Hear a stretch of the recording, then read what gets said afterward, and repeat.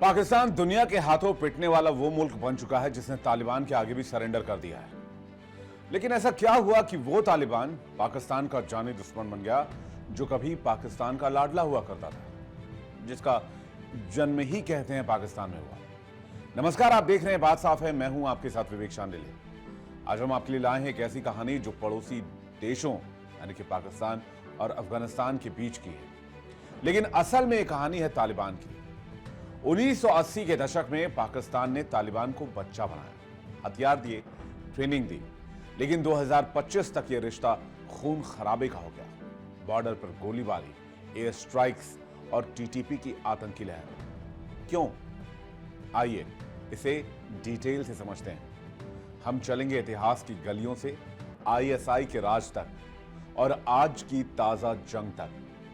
1979 Soviet army Afghanistan में घुसी।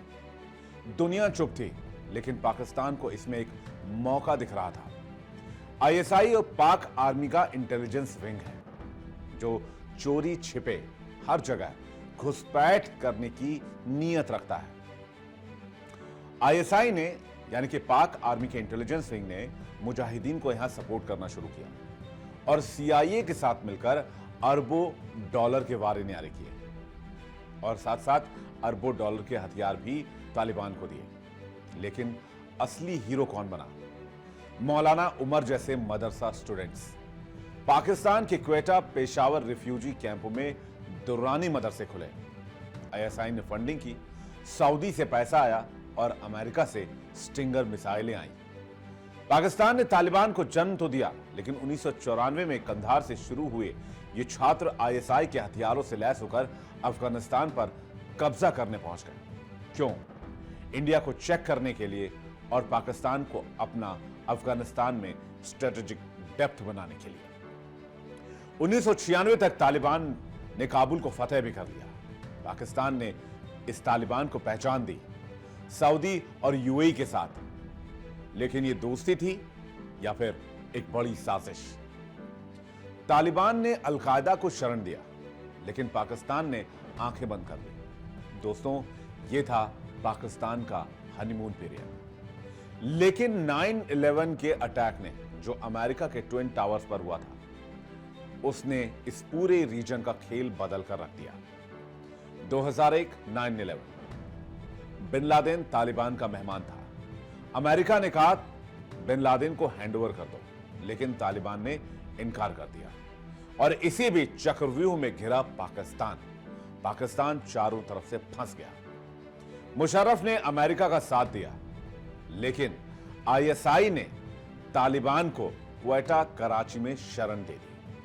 क्वेटा शूरा तालिबान का सीक्रेट हेडक्वार्टर पाकिस्तान में है। यूएन ने कहा तालिबान को पाकिस्तान ने सेफ हेवन दिया है, लेकिन बदले में क्या हुआ? बदले में हुआ टीटीपी का जन्म। साल 2007 में तहरीके तालिबान पाकिस्तान बना। यह तालिबान से ही इंस्पायर्ड था, लेकिन यह पाकिस्तानी हुकूमत के खिलाफ था, पाकिस्तानी आर्मी के खिलाफ था। 2009 में और 2014 तक पाकिस्तान ने तालिबान के खिलाफ ऑपरेशन जर्ब-ए-अज़्ब चलाया, लेकिन यहां भी पाकिस्तान डबल गेम कर रहा था। यहां आईएसआई ने हक्कानी नेटवर्क को सपोर्ट किया। 2021 में अमेरिका अफगानिस्तान से हटा, तालिबान ने काबुल पर कब्जा कर लिया। पाकिस्तान खुश हो गया कि हमारी जीत हो गई, लेकिन टीटीपी ने रिवाइव होकर पाकिस्तान पर ही हमले शुरू कर दिए। 2021 से 2024 तक 521 से ज्यादा हमले और 1000 से ज्यादा मौत। यह था बैकस्टैबिंग का दौर। लेकिन 2025 में तो जंग फुल ब्लो हो गई, यानी आर पार की लड़ाई अफगानिस्तान पाकिस्तान में शुरू हो गई। 2021 के बाद से यह रिश्ता खराब होता चला गया, जब से तालिबान सत्ता में लौटा, लेकिन टीटीपी को सपोर्ट मिलता रहा। यूएन रिपोर्ट यह कहती है कि तालिबान टीटीपी को लॉजिस्टिक्स और ट्रेनिंग देते हैं। पाकिस्तान ने एयर स्ट्राइक्स किए हैं। मार्च 2024 की बात से खोस्त पख्तिका पर अटैक हुआ। दिसंबर 2024 में टीटीपी अटैक के जवाब में हमले करता है। जनवरी 2025 में पाकिस्तान ने मोर्टार से अफगान विलेजेस को निशाना बनाया। तालिबान ने रॉकेट लॉन्चर्स और रॉकेट से जवाब दिया। अक्टूबर 2025 में टीटीपी ने खैबर पख्तूनख्वा में अटैक किया। पाकिस्तान ने काबुल पर एयर स्ट्राइक कर दिया। टीटीपी लीडर नूर वली मसूद को टारगेट किया गया। तालिबान ने कहा 58 पाक सैनिक मारे गए। पाकिस्तान ने कहा 23 तालिबानी सैनिक मारे गए। बॉर्डर बंद कर दिया गया। अफगानिस्तान पाकिस्तान के बीच ट्रेड भी रुक गया। लेकिन इसके बाद पाकिस्तान ने 48 घंटे की सीजफायर की बात कही। बातचीत शुरू हुई, लेकिन टेंशन अभी भी हाई है। पाकिस्तान कहता है कि तालिबान टीटीपी को शेल्टर देते हैं। तालिबान कहता है यह सरासर झूठ है। टीटीपी पाकिस्तान की जमीन से ऑपरेट होता है, हम न्यूट्रल हैं। लेकिन ACLED की रिपोर्ट यह कहती है कि 2025 में टीटीपी अटैक्स 2024 से भी ज्यादा रहे। प्लस अफगान रिफ्यूजी डिपोर्टेशन की बात करें तो यह 10 लाख से ज्यादा हुआ जो अफगान पाकिस्तान से बाहर किए गए। इसमें इंडिया का भी एंगल है। तालिबान अब दिल्ली से करीब है। अक्टूबर 2025 की बात करें तो फाइनेंस मिनिस्टर ने विजिट किया है जिनका नाम आमिर खान मुत्तकी है। अब पाकिस्तान को डर यह लग रहा है कि इंडिया टीटीपी का इस्तेमाल करेगी। इससे भी पहले भी पाकिस्तान एलिगेशन लगाता रहा है कि BLA इंडिया के इशारे पर काम कर रहा है, BLF इंडिया के इशारे पर काम कर रहा है और अब टीटीपी भी इंडिया के इशारे पर काम करने लगा तो पाकिस्तान का बेड़ा गर्क होना तय है। लेकिन भारत ने कभी भी गुड टेररिज्म बैड टेररिज्म का रास्ता अख्तियार नहीं किया है। भारत ने डे वन से कहा है कि हम आतंक के विरोध में हैं, चाहे वो कैसा भी हो। लेकिन इस बीच 2025 में चाइना ने मीडिएट करने की कोशिश की थी, यानी कि मध्यस्थ बनने की कोशिश की थी। यह बात है मई की, जहां ट्राइलेटरल टॉक्स का आयोजन किया गया। पाकिस्तान ने एम्बेसी अपग्रेड की, लेकिन टीटीपी को हैंडओवर करने की डिमांड रखी। एक्सपर्ट कहते हैं रिजीम चेंज हो जाएगा, लेकिन संभव है अगर सिराजुद्दीन हक्कानी और अहमद मसूद आए। लेकिन रिस्क यह है कि न्यूक्लियर पाकिस्तान वर्सेस तालिबान, जो कि सऊदी और कतर ने इसमें सीज फायर करवाया है, अगर जंग हुई तो यह जंग और भयावह हो जाएगी। इसका भविष्य क्या नजर आता है? बॉर्डर फेंसिंग 98% कंप्लीट है, लेकिन टीटीपी, ISKP और BLA पाकिस्तान के लिए ट्रिपल थ्रेट है। पाकिस्तान के ऊपर इस ट्रिपल थ्रेट के मार को समझने के लिए एक और रिपोर्ट आपके सामने रखनी बहुत जरूरी है। पाकिस्तान में पिछले 3 महीनों में हिंसा के मामले में तेजी आए हैं। इस दौरान आतंकवादी हमलों और सैन्य ऑपरेशंस में कम से कम 901 लोग मारे गए और 599 लोग घायल हुए हैं। ये जानकारी इस्लामाबाद के centre for research and security studies CRSS की नई रिपोर्ट में सामने आई है। इस रिपोर्ट के मुताबिक पिछले 3 महीने के मुकाबले हिंसा में 46% की बढ़ोतरी हुई है। यह आतंकी हमलों में साल 2025 में अब तक पाकिस्तान में 2414 लोग आतंकी हमले में मारे गए, जो लगभग पिछले साल की कुल मौत 2546 के बराबर है। ऐसे में जानकार ये मान रहे हैं कि 2025 पाकिस्तान के साल का सबसे खतरनाक साल भी बन सकता है। सेना और पुलिस के ऑपरेशन में सबसे ज्यादा मौतें हुई हैं। रिपोर्ट में कहा गया है कि हिंसा के स्वरूप में बदलाव देखा गया है।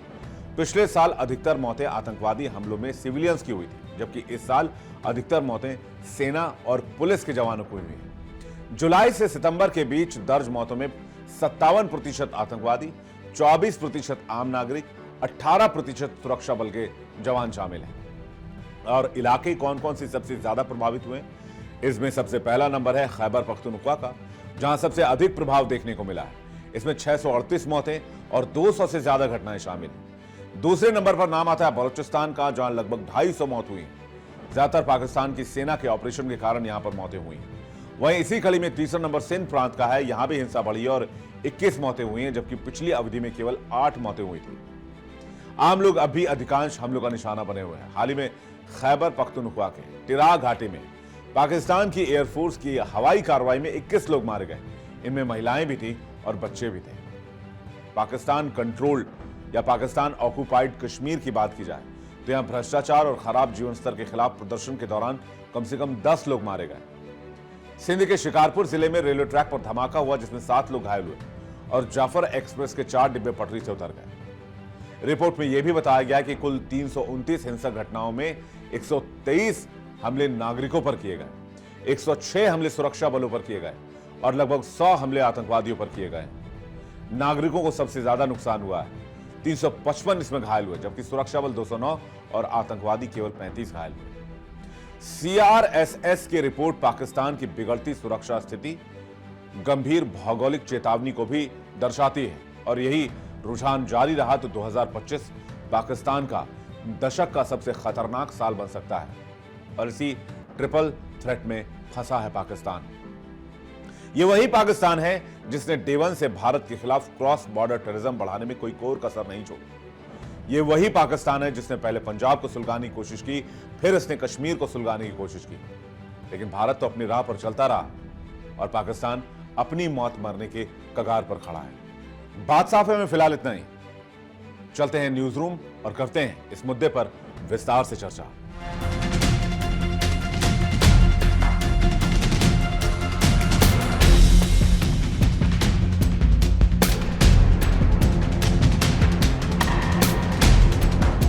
विवेक ने आपको इस पूरे मसले को अच्छे से समझा दिया है, उन्होंने बताया कि पूरा मामला क्या है। तो हकीकत ये है कि पाकिस्तान और अफगानिस्तान के बीच में जो ये युद्ध, जिसको अभी आप एक लो इंटेंसिटी वॉरफेयर कह लीजिए, लो लेवल का वॉरफेयर कह लीजिए, वॉर कह लीजिए, उम्मीद जो पाकिस्तान को थी कि बहुत जल्दी खत्म हो जाएगा और तालिबानी चुप हो जाएंगे, भूल जाएंगे। तो तालिबानियों को भूलने की आदत नहीं है, अफगानिस्तान को भूलने की आदत नहीं है, और उन्होंने फिर थोड़े समय बाद फिर से हमला कर दिया। और अब तो इवन पाकिस्तानी फौजियों को कैसे पकड़ा है, कैप्चर किया है, कैसे उनकी वर्दी उतारी है, उनको चौराहे पर टांगा है उनकी वर्दी को, ये सारी वीडियो अब जो है वो शेयर की जा रही है अफगानिस्तान की फौज की तरफ से। अफगानिस्तान यानी तालिबान अगर ये सब कर रहा है तो तालिबानी समझता है कि इसके बाद भी मेरे खिलाफ भी एक्शन हो सकता है, लेकिन तालिबानी जानता है कि पाकिस्तान की फौज की स्थिति क्या है। एक तो मनोस्थिति और एक वहाँ की आर्थिक स्थिति, फौज की भी, देश की भी, और लड़ने की क्षमता और लड़ने का उद्देश्य। आप किससे लड़ रहे हैं, क्यों लड़ रहे हैं, कोई उद्देश्य तो होना चाहिए। अगर आप दमनकारी नीति के साथ हैं, आप उनके इलाके में कब्जा कर रहे हैं, आप उनके लोगों का शोषण कर रहे हैं, पहले ही आप गलत कर रहे हैं, आप उनकी फौज से भी लड़ने चले गए। तो तालिबान के पास उद्देश्य है, उनके पास मकसद है, उनके पास एक रीजन है लड़ाई का, इसीलिए वो अपनी लड़ाई को अच्छे से लड़ पा रहे हैं। गार्गी, मैं आपसे पूछना चाहूंगा, अभी तक की स्थिति में पाकिस्तान को ये लग रहा होगा कि हम सोशल मीडिया पर जीत के दिखा देंगे, लेकिन ऐसा कुछ नहीं हो रहा। वो भीख मांगते नजर आ रहे हैं और उसकी स्थिति इतनी खराब है, उनकी जैसे आपने बोला मानसिक स्थिति, हर तरफ से वो घिरे हुए हैं, तो उनके पास इतना स्ट्रेंथ अभी नहीं है जितना वो सोच रहे हैं कि हम कर लेंगे, वैसा कुछ नहीं हो पा रहा है अभी। तो ये चीजें जो हैं वो उसको याद रखनी चाहिए कि तालिबान से हार सकते हैं। ऑल्दो तालिबान से उनकी सैन्य शक्ति जो अगर बोलें तो 12वें नंबर पे आते हैं दुनिया में, लेकिन तालिबान जो है अपने जो सूझबूझ से, जो अपनी रणनीति से, वो ऑलरेडी इससे पहले भी सोवियत संघ और अमेरिका को भी। लेकिन गार्गी, मुझे लग रहा है कि शायद इस बात को आपको थोड़ा समझने की जरूरत है कि अब क्या है कि युद्ध आप सूझबूझ से कहीं ज्यादा आपके डिपेंड करता है कि हथियार आपके पास कैसे हैं, क्योंकि सूझबूझ के साथ आप एक गुरिल्ला वॉर कर सकते हैं, सूझबूझ के साथ आप एक टैक्टिक्स जो है वो अपना सकते हैं, एक रणनीति तैयार कर सकते हैं, लेकिन इन सब के लिए आपको मिसाइलों की आवश्यकता होगी, आपको ड्रोन की जरूरत होगी, आपको बॉम्ब्स की जरूरत होगी, आपको फाइटर जेट की जरूरत होगी, जो मुझे लग रहा है तालिबान के पास तो नहीं है। अगर हम सैनिक क्षमता, हमने फिर भी जो अमेरिका पहले छोड़ करके गया वही है अफगानिस्तान के पास में, पाकिस्तान के पास में इससे कहीं ज्यादा चीजें हैं। और आपको पता है कि अमेरिका से भी उसको हथियार जो है वो मिलते हैं, चाइना से भी ऑलरेडी वो हथियार ले चुका है। तो ऐसे में अगर सैनिक क्षमता की हम बात कर ले तो पाकिस्तान तालिबान से कहीं ज्यादा ऊपर है। अब इसके बाद आपने यहाँ पर जिक्र किया उद्देश्य का, तालिबान के पाकिस्तान की तरफ से ये कहा गया कि हमारा एकमात्र उद्देश्य है टीटीपी को खत्म करना, जो खैबर पख्तूनख्वा के जरिए जो है लगातार हमारे देश के अंदर में दहशत फैलाने की कोशिश कर रहे हैं, उस एरिया को भी उन्होंने पूरी तरह से अपने इसमें ले लिया है। तो उनका ये कहना है कि दहशतगर्दी फैला रहे हैं, प्रॉक्सी वॉर कर रहे हैं, टीटीपी जो है आतंकवादी संगठन है और हमारा मेन मकसद है कि उस संगठन को, उस आतंकवादी संगठन को जो है हम खत्म करें, ये उद्देश्य है उनका। अब तीसरी बात जो आप यहाँ पर कर रहे हैं कि पाकिस्तान का मनोबल, पाकिस्तान के सेना के पास में कितने जो है उनके पास सैनिक क्षमता क्या है, तो इसका जिक्र तो मैंने पहले ही कर दिया है कि देखिए सैनिक क्षमता, भले ही वहाँ के आवाम के पास पैसा हो ना हो, जिसका जिक्र गार्गी ने किया कि कटोरा लेकर के वहाँ के लोग घूमते हैं, आटा चावल दाल की कमी है, लेकिन आर्मी के पास उतना ही पैसा है अपने लिए आर्म्स खरीदने के लिए, चाहे वो अमेरिका से खरीदना हो, तुर्की से लेना हो, सऊदी अरब के साथ डील करना हो, या फिर डील आपको करना हो यहाँ पर चाइना के साथ में, तो उनके पास उसके लिए अता पैसे हैं और IMF ने ऑलरेडी पैसा दे रखा है। अब ऐसे में तस्वीरें जो आप दिखा रहे थे कि आप बता रहे थे, देखिए किस तरह से एक वीडियो आई जिसमें 10 सैनिकों को मार दिया गया। हमने एक वीडियो ये भी देखा, पाकिस्तान के हथियार को लेकर के लहराते तालिबान की जो सेना है वो नजर आई थी। ये प्रोपेगेंडा अभी मानती होंगी पलक कि ये ये सुनिए आप सुनिए, उनको पता है, ये पता है कि पाकिस्तान प्रोपेगेंडा चलाएगा, पाकिस्तान चलाएगा, उससे चार गुना आगे बढ़ करके ये तालिबानी जानते हैं कि हमें इससे भी, यानी कि सोशल मीडिया में भी एक्टिव होकर के हमें अपनी चीजों को दिखाना है, क्योंकि हमें पाकिस्तान से लड़ना है। पाकिस्तान भी प्रोपेगेंडा चलाता है, हमको भी ये चलाना पड़ेगा। सोशल मीडिया पे नहीं दिखाएंगे तो पाकिस्तान कह देगा हमसे हार गए हैं। ये एक मुख्य वजह है। आईना दिखा रहे हैं कि DGISPR जो है, अगर पाकिस्तान का आप देखें तो अब पूरा युद्ध कर लेते फिर दिखाते ना, अब पूरा युद्ध कर लेते फिर दिखाते ना। तालिबान पूरा युद्ध कर लेते, लड़ लेते, जीत वाली चीजें, जैसे भारत ने किया, जैसे भारत ने किया, क्या आपने लड़ लिया, उसके बाद आप एक सबूत निकाल करके दिखा रहे हैं। पता है तालिबान देखिए पाकिस्तान से 4 कदम आगे है। देखिए है तो एक ही दूसरे के भाई, दोनों भाई तालिबान पाकिस्तान ही है तालिबान को बनाने वाला, पाकिस्तान ही है जो तालिबान को अफगानिस्तान में लेकर के आया है। क्या बात करें, दोनों टेररिस्ट वाले ये है, दोनों प्रॉक्सी वॉर चलाते हैं। कौन दोनों टेररिस्ट हैं, मतलब आप क्या कह रहे हैं? मैं तालिबान और पाकिस्तान दोनों को कंपेयर करके बता रही हूँ, बिल्कुल बता रही हूँ। तालिबान आया कैसे अफगानिस्तान में, सेफ पैसेज बनाया किसने, पाकिस्तान ने बनाया है। वहां पर ला करके रखने वाला कौन, सपोर्ट किसने किया, पाकिस्तान ने किया। तालिबान को बनाने वाला कौन है, भाई पाकिस्तान है। कहाँ से आप दोनों चचेरे मौसेरे भाई हैं? नहीं चचेरे भाई, चचेरे मौसेरे भाई। किरण, चचेरा भाई चाकू मारता है, कोई बात नहीं। हाँ आपकी इजाजत तो तुम्हें बोलूं, आपकी इजाजत की आवश्यकता। शिवम, हाँ बिल्कुल, ये तो आपने सही कहा। शिवम देखिए, जो बात किरण कह रही है ये फैक्चुअल चीज है कि अगर वेस्टर्न कंट्रीज की भी बात करें तो वो भी जो किरण बात कह रही है वही नरेटिव और वही फैक्चुअली चीजें जो है हेडलाइंस में लिख रहे हैं कि one terrorist country is fighting with another terrorist country. ठीक है, इसको हम डिनाई नहीं कर सकते कि दोनों कंट्रीज किस मानसिकता के साथ चलती हैं, उसमें बहस नहीं करते क्योंकि वो बहस का टॉपिक ही नहीं है। अगर आप एक टेररिस्ट कंट्री या दूसरी टेररिस्ट कंट्री को सपोर्ट करेंगे और उनकी इस्लामिक कट्टरपंथी को आप डिफेंड करेंगे तो वो ठीक नहीं होगा। अब बात करते हैं कि एक्चुअल में हो क्या रहा है, दोनों कंट्रीज जो है उनकी मंशा क्या है, क्यों वो फाइट कर रहे हैं। देखिए, कहा जा रहा है कि जो वो रेड लाइन है ना, पाकिस्तान चाहती है कि उसे क्रॉस कर दे। ठीक है, और हम पाकिस्तान को भी डिफेंड नहीं कर रहे हैं कि पाकिस्तान की मंशा बहुत अच्छी है अफगानिस्तान या तालिबान को लेकर, और वहीं दूसरी ओर पाकिस्तान की तरफ से जो लगातार बयानबाजी उनके जो स्थानीय लोगों के सामने आ रही है कि उनकी डिफेंस मिनिस्टर ये बात कहने की कोशिश कर रहे हैं और ये बात कहने की कोशिश कर रहे हैं कि जी ये हमारी एनिमी कंट्री है।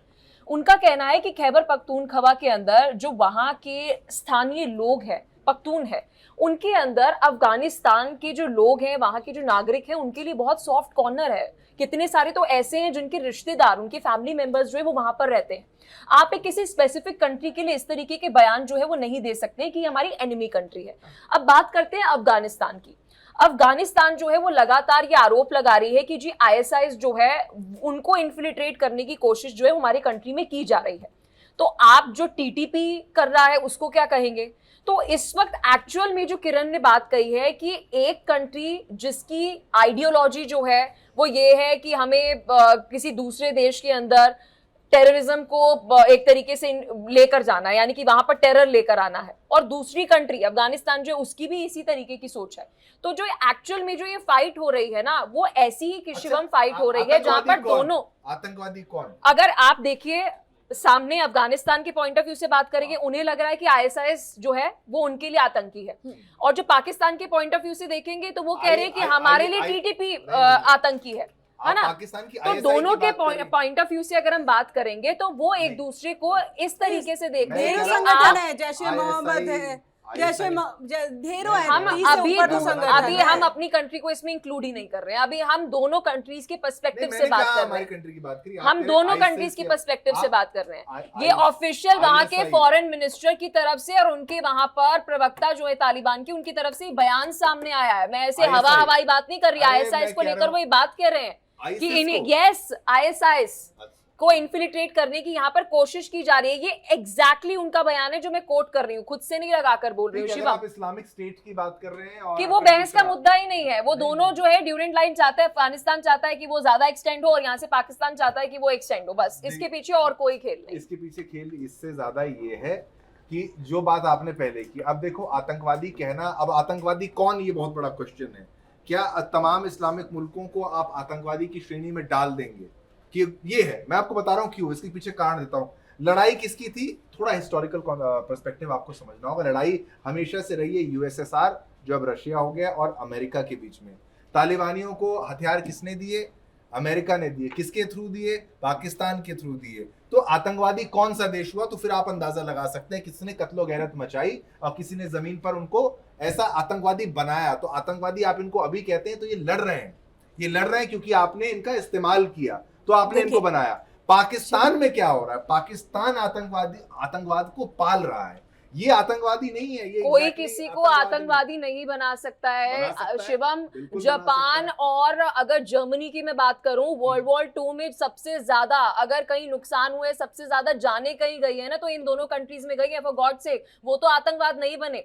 आतंकवादी सोच एक आइडियोलॉजी होती है कि हमें भाई बदला लेना है, हमें नहीं बने ना, वो नहीं बने वहां पर, यही तो वो नहीं बने ना। आपका कहना है कि अमेरिका ने वहां पर कुछ ऐसा किया कि वो आतंकवादी बन गया, ऐसा नहीं होता। आप कुछ भी आपने आप एक इमेज पेश कर रहे हैं, वो ऐसा है ही नहीं। अमेरिका पाकिस्तान का अरे आतंकवाद जो है वो आपकी आतंक फैलाने के लिए एक आइडियोलॉजी है। आराम से, तालिबान किसने बनाया आप बताइए? अमेरिका और पाकिस्तान का नतीजा है तालिबान का होना। किसके लिए कोई बनाया? किसी को आतंकी बना ही नहीं सकता है, क्या बात, कोई देश नहीं बना सकता है। ये आपकी पर्सनल आइडियोलॉजी होती है, किस तरीके से आपकी कंट्री वर्कआउट करती है। तालिबान किससे लड़ रहा था? किससे ये लड़ रहा था? कहना बताइए, एकदम गलत है। बताइए बताइए, चलिए। मैं अमेरिका से लड़ रहा था ना, लड़ रहा था ना, लड़ रहा था। बोलिए। दुश्मनी किसकी थी? किसकी दुश्मनी है? अमेरिका और यूएसएसआर की। पहले तालिबान किससे लड़ रहा था? पहले तालिबान जो है यूएसएसआर से लड़ रहा था। तो आपने तो उनका यूज किया है ना, आप उनको आतंकवादी तो अमेरिका को इसमें लाने की आवश्यकता ही नहीं ना। इसका तो पाकिस्तान ने खुद ही बता दिया है कि हम तो अमेरिका की कितनी गंदी चीजों को तो धो रहे थे, साफ कर रहे थे। अब एक मिनट, उसने तो खुद ही कह दिया अमेरिका को लाने की जरूरत नहीं है। अमेरिका ने अपने हथियार सप्लाई किए, फुल्ली बिजनेसमैन के तौर पर जो है अमेरिका जो है वो काम करता है। और उसको एक मिनट देखिए, इस्तेमाल आप अपनी सरजमी को होने दे रहे हैं, ये अपने आप में बड़ी बात है। आप अपने आप को होने दे रहे हैं, ये बड़ी बात है। क्या आप में इतनी समझ नहीं है कि आप किसी की कठपुतली ना बने? ये होना चाहिए ना, जिसका जिक्र जापान और जर्मनी का। एक मिनट शिवम, नहीं शिवम, जापान और जर्मनी का जिक्र किया, उससे ज्यादा खराब और किस देश की स्थिति रही होगी सेकेंड वर्ल्ड वॉर के बाद? किसकी रही होगी? अब बताइए, किसकी रही होगी? मैं पूछ रही जपान और जर्मनी आतंकी बन गए यहाँ पे, आतंकी बन गए। अरे आप नहीं कह रहे हैं कि किसी एक कंट्री ने किसी को वहां पर मौजूद अवाम को आतंकी बना दिया। अरे मैं पॉइंटलेस, इसमें कोई पॉइंट ही नहीं है, कब से हो गए? इसमें कोई तर्क ही नहीं है शिवम, तो बेसलेस चीज है। कोई किसी को आतंकी नहीं बना सकता, कोई देश किसी को आतंकी नहीं बना सकता।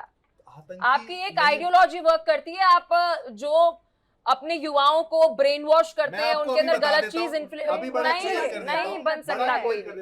आप किसी को बताएं कि आप विक्टिम हैं और अब आपको बदला लेना है, ये कोई एक शख्स जो है वो बताता है, कोई फॉरेन कंट्री किसी को नहीं बता सकती है। बताता हूं, ठीक है। यूएसएसआर ये कह रहे हैं कि भाई आपके पास चॉइस थी या फिर आप उसको मना कर सकते थे।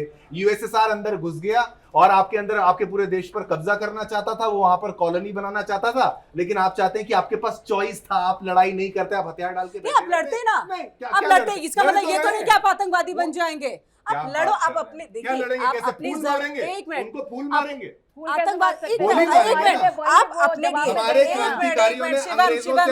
लिए आजादी ली तो आतंकवादी कहलाए? आतंकवादी कहलाए या स्वतंत्रता सेनानी कहलाए? क्या कहलाए? क्या बात करें यार, आतंकवादी और स्वतंत्रता सेनानी का अंतर नहीं आपको पता है? अपने लिए लड़ने की बात, ये तो वो पाकिस्तान तालिबान को स्वतंत्रता सेनानी बता रहे हैं। मतलब नहीं, सबसे बड़ी बात है पलक कि आप जिहाद एक तरफ, आप हमारे स्वतंत्रता सेनानियों का अपमान कर रहे हैं। नहीं, आप कर नहीं सकते। मैं इस बात से बिल्कुल आलोचना करती हूँ, इस बात की मैं कड़े शब्दों में आलोचना करती हूँ। आप हमारे स्वतंत्रता सेनानियों का तालिबानों के साथ कंपैरिजन किसी भी लेवल पर नहीं कर सकते। मतलब आप कैसे बोल सकते हैं? बिल्कुल गलत है, बिल्कुल गलत है, बहुत गलत है। आपने जो ये बात बोली है बिल्कुल गलत है। जो अफगानिस्तान कर रहा है वो अपने लिए लड़ रहा है, उनके लिए मोराल इसीलिए, उनकी लड़ाई की वैल्यू इसलिए। तालिबान पाकिस्तान जो वहां पर लड़ रहा है, मैं कह रहा हूं बेसलेस है, क्योंकि वो जमीन उनकी नहीं है। ड्यूरेंट लाइन ब्रिटिशर्स ने खींची है, आपका पैक्ट हुआ था ब्रिटिशर्स से। वो जमीन जो खैबर पख्तूनख्वा में है वो पाकिस्तान की नहीं है, वो अफगानिस्तानियों की है। उनके लोग इधर उधर दोनों तरफ रहते हैं, तो वो उनको कैसे अलग कर देंगे? उनके बाप का राज है वहां पर, वो सब करेंगे? नहीं कर सकते। इसलिए अफगानिस्तान लड़ रहा है, तालिबान लड़ रहा है उनसे, और इसीलिए तालिबान जीतेगा। आज उनके पास हथियार नहीं, अच्छा हथियार तो यूक्रेन के पास भी नहीं थे, तो इसका मतलब है नहीं, तो आपको लड़ना है। हम भी पीओके के लिए लड़ रहे हैं ना, हमें भी पीओके वापस चाहिए ना। भारत को चाहिए कि नहीं चाहिए पीओके? चाहिए शिवम, बिल्कुल चाहिए। पीओके चाहिए ना। हम क्या कर रहे हैं वहां के लिए? एक कूटनीतिक तरीका होता है, एक तरीके से आप जो है जियो पॉलिटिकल पे चीजों को लेकर के जाते हैं, तब आप अपनी जमीन और जगह के लिए जो है ये करते हैं। वहां पर अगर आप आतंकवादी संगठन बना करके, यानी कि कोई भी संगठन बनाए, आप हमला करना शुरू कर देंगे, निर्दोषों को मारेंगे, वो आतंकवादी कहलाएंगे। और यही देखिए अब पाकिस्तान करता है भारत के साथ में, और वही चीज टीडीपी कर रहा है पाकिस्तान के साथ में। अब तरीका होता है, हर चीज का एक तरीका होता है। चीज का तरीका मैं आपको वही तरीका समझाता हूँ। ये आप तरीका समझा रहे हैं, ये आप तरीका समझा रहे हैं। और वैसे भी पाकिस्तान से तालिबान जीतने से रहा, पाकिस्तान से तालिबान जीतने से रहा।